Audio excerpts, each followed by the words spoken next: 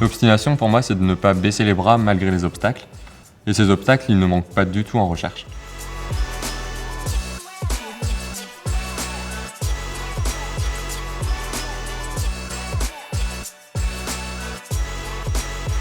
Mon projet de recherche, il vise à mieux comprendre le syndrome de Brugada. C'est une maladie rare du rythme cardiaque qui peut entraîner la mort subite chez l'adulte. En France, cette maladie, elle touche environ 1 à 5 personnes sur 10 000, mais elle est vraiment très impliquée dans la mort subite du sujet jeune. En comprenant cette maladie, c'est comme ça qu'on va pouvoir trouver de nouveaux outils diagnostiques et de nouveaux traitements au bénéfice du patient.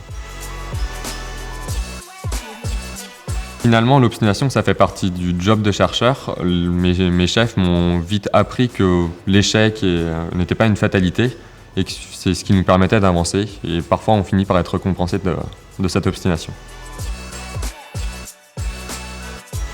L'obstination, jusqu'à maintenant, elle m'a été plutôt bénéfique, aussi bien en ce qui concerne mes recherches, mon parcours scientifique ou médical.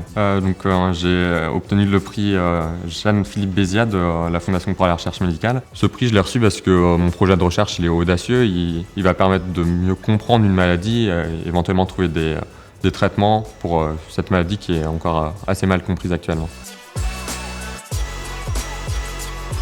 Finalement, les métiers de la recherche sont avant tout des métiers de passion. Après, c'est vrai que l'obstination peut venir à manquer en fonction des obstacles qu'on peut rencontrer. Dans mon cas, une façon de retrouver l'obstination quand elle vient à manquer, justement, c'est de penser aux retombées scientifiques que les recherches vont pouvoir avoir, mais aussi et surtout aux retombées en termes de traitement des patients.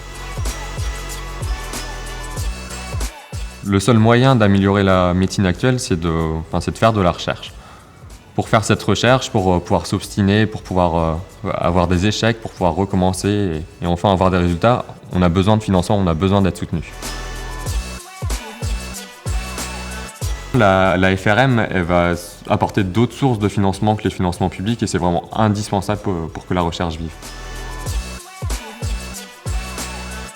C'est mieux vaut tard que jamais. Tout simplement, la recherche n'a pas encore tout découvert et il n'est jamais trop tard pour faire de nouvelles découvertes.